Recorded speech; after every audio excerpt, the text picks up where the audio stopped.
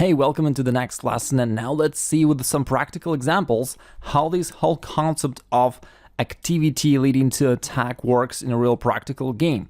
We're going to take a look at the game between Colburn against Blackburn, playing black, and Blackburn actually was one of the top players at the time.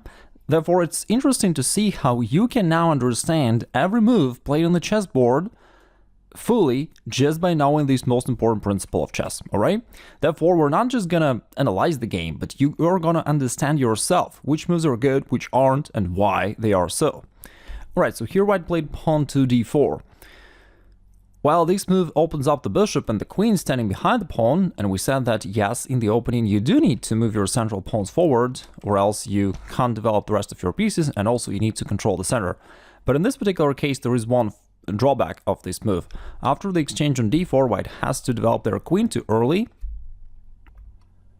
which is bad. It is better to develop your minor pieces first. Queen is a valuable piece, and if you develop it way too early, such as in this example, your opponent can gain tempos by attacking your queen and pushing it backwards. So here black played knight c6 correctly, white played queen to e3, black responded with pawn to g6. And here let me ask you, what do you think about this move, pawn to g6? Obviously, black's preparing to fianchetto their bishop here on g7. Do you think this move is a good one, a bad one, or average? What do you think? As always, I encourage you to be an active learner, not just passive. When you're a passive learner, you only obtain up to 10% of the knowledge. While when you're active, you can truly develop the skill, okay? So, how about the move pawn to g6? It prepares the development of the bishop, and at first it looks like just a normal move. And indeed, there's nothing terribly wrong with the move, but the point is, well, you could develop the bishop right away, if you wish, right? It already controls this long diagonal, and you could develop it without spending any extra time for preparing that development, right? Also, we talked about previously that you gotta be careful with moving your side pawns, particularly the pawns standing on the G and H file, similarly with your pawns standing here on the other side of the board. Because those moves can be useless. The central pawns, yes, you gotta move them forward because it enables your development as well as helps you to control the center or to fight for the control in the center. But the side pawns, they aren't doing much really, and therefore you need to think twice before moving them, just to make sure that this move is truly justified. In this case it wasn't. Black could and should have just developed, playing knight to f6. Alright, and generally speaking it's also better to develop knights before bishops, because bishop is already pretty active, while the knight on g8 is completely passive. Black played pawn to g6 here in the actual game. White responded with bishop to d2.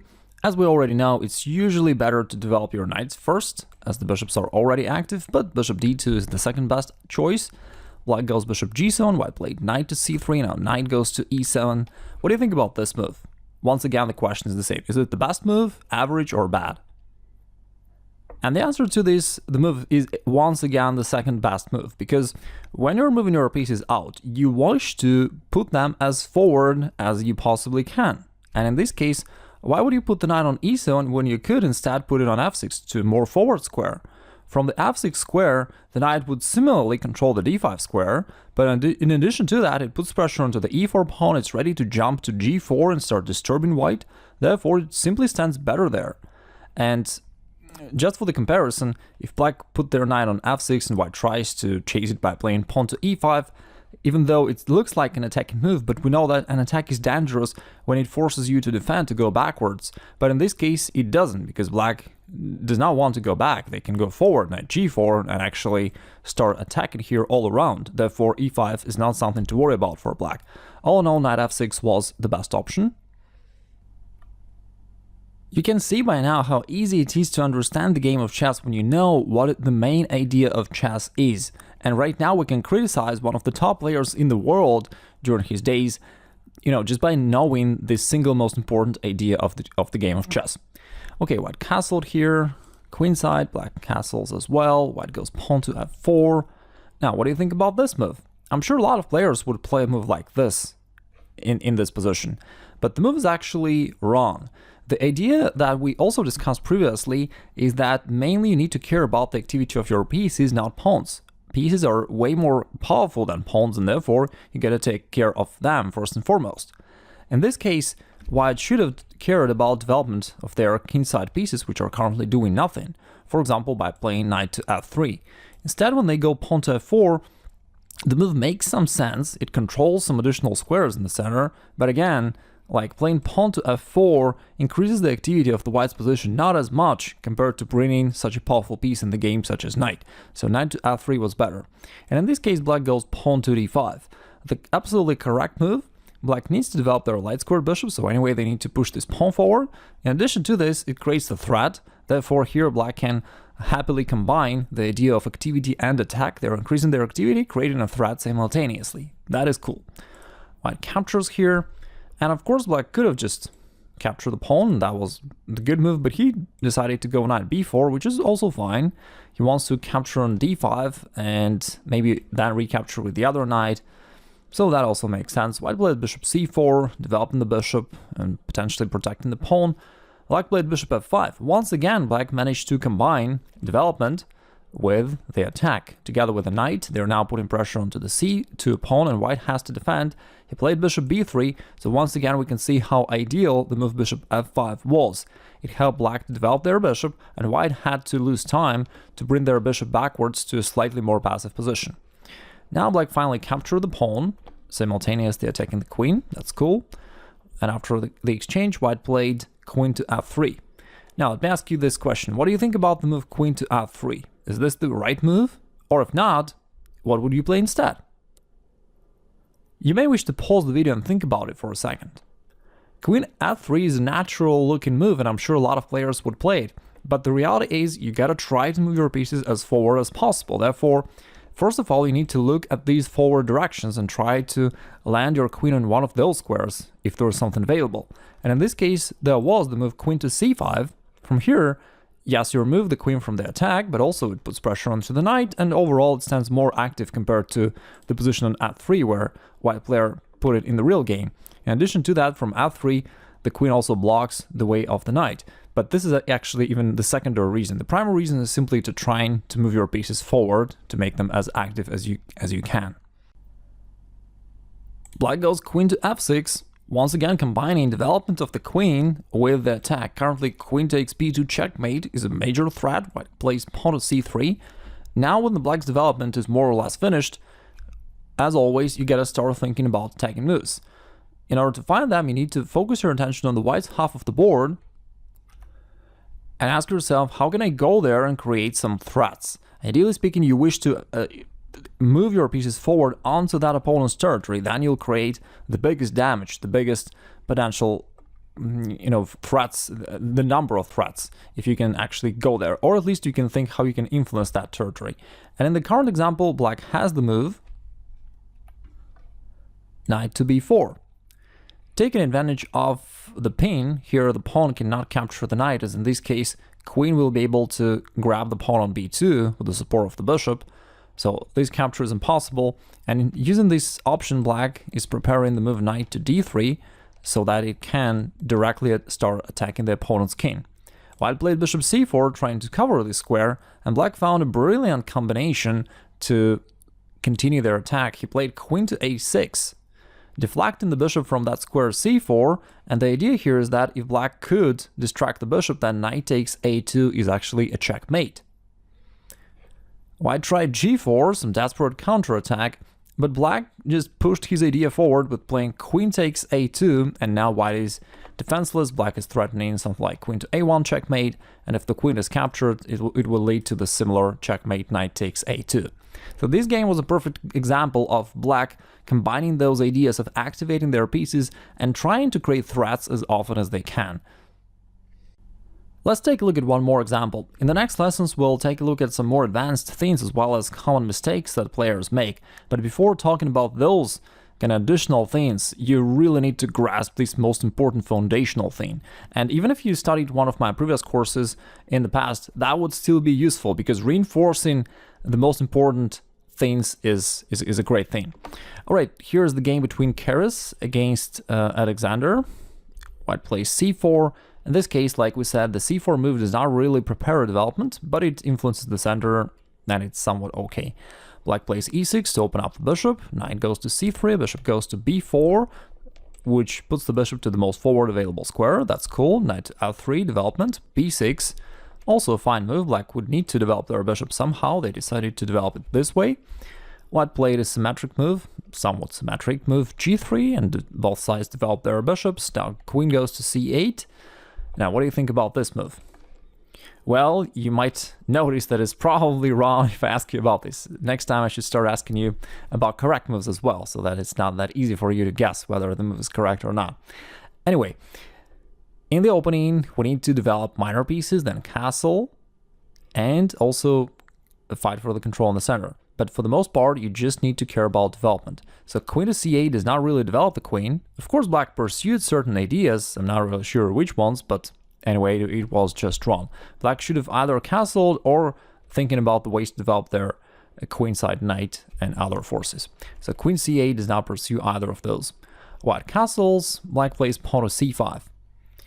Once again, black's got to be careful because black should still think either about development, of the king or the knight. They need to finalize their development. If they play pawn to c5, okay, they're trying to fight for the center, but this is the secondary idea. The control over the central squares is only as much important as it helps you to activate your forces, because that's the whole point. Your pieces or pawns in the center are more powerful, so that is why you wish to bring them there. But like I said, in fact, there is nothing really special about this. You're still simply trying to activate your forces. And in this case, c5, it's not that clear how it helps black to activate his position, so perhaps still a mistake. In this case, White found a way to start attacking right away. Knight b5, taking advantage of this weak square, and from there the knight will attack a whole lot of the black's pieces there. So black really has to do something about this. He took on d4, and now, of course, White could have potentially taken the pawn, probably with a queen, so that they can also bring one more piece into the game, but they found another attacking move, bishop to f4, this time threatening knight c7, and potentially maybe one of the pieces can jump to d6 as well. So black had to address the knight c7 threat, and they played knight to a6.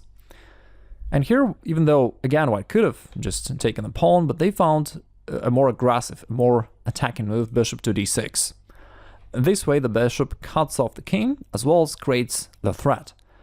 Let me make some neutral move from the black side just to show you the threat. If black goes pawn to h6 or anything else, White would trade the bishops and then go knight d6 with a fork to the black's queen and the king. Therefore, bishop d6 was actually a real threat, and black has to do something about that. Once again, in this game still, you can see this idea how White managed to combine putting their pieces on more forward, more aggressive squares together with creating threats. So the black has no time to do anything they wish, but they just have to address the white's threats. Black played queen takes c4, attacking the knight. Now let me ask you another question. If you want to protect the knight, let's say you've got the move pawn to a4 or queen to a4, which one is better? What do you think? You may either just think about this on the go, or you may wish to pause the video, think about it, and after that resume. The move queen to a4 should normally be the best because, again, we gotta move pieces, not pawns, first of all. And from here, not only you protect the knight, but you also put some pressure here along the fourth rank, also put some pressure on the knight. Therefore, indeed, this move does a lot more compared to just protecting the knight. Black played bishop c6, trying to somehow maybe chase this knight away, but White responded with knight to takes d4. This time, White not only takes this pawn, but also protects the knight and puts some pressure here. So Black captured on g2. And at this point, White played another interesting move. He could have taken here, which was okay, but maybe not as aggressive. But he found that capturing on a6 creates a more powerful threat. The threat in this case is knight goes to c7 check to the king, enabling capture of the black's queen on the next move. Therefore, once again, White is trying to play as aggressively as they can, creating threats all the time. Black here took the rook on f1. White could have executed the threat with the knight going to c7, capturing the queen, but they decided to just grab the bishop. They realized that black actually has nothing to do against this threat anyway. And black sacrificed the queen because also they realized that they're gonna lose some material anyway. Knight takes, bishop takes. Now, black seemingly got a good material balance. They're having a rook, bishop, and a pawn against the queen, which is generally speaking, okay for black, but the problem is white keeps attacking. Once again, they're thinking, how can I go on the black side of the board and attack something? If you think this way, your task becomes really simple, because white can either go queen to b7 or knight to b5, so you only have 2 moves to choose from. And queen b7 is not as efficient, because black can just castle and protect the rook simultaneously, so knight to b5 puts more problems for black. Attacking the bishop here, black played king to e7, white goes rook d1, once again combining development and attack, an ideal move. Black goes bishop c5, here once again white thought about the way to attack. One way could be to jump with the knight to c7, driving the rook away, and after that to capture the pawn. That was fine. He found another way, playing pawn to a3. If you can't attack right away, then you gotta prepare attack on the next move. And this move prepares pawn to b4, which would capture the bishop there on c5. Black played knight to e4, trying to, not really to counterattack, but rather just so that the bishop can escape from the attack with the pawn. But certainly you don't want to defend. Always, even when attacked, you want to think about attacking moves first of all. And even if you can't find any effective ones, only then you'll think about defending. But in this case, white found rook takes d7. It's a temporary sacrifice. And if the rook sacrifice is accepted, then queen takes b7 and white actually captures literally everything. The king has to go back, now queen takes a8 check, and after the king goes away, white can take the rook and just literally grabbing the whole black's army. These two examples we just analyzed illustrate so-called perfect style. That's what you should be aiming for. That's how you should try play chess yourself. And if you're always looking for activating your pieces as well as attacking your opponent, you will always stay on track and play proper moves. And in the next lessons, we will also talk about some other things that people are commonly missing, so that first of all, we make sure that you don't make those mistakes, and secondly, you can take advantage of your opponents playing those mistakes. And I look forward to talk to you there.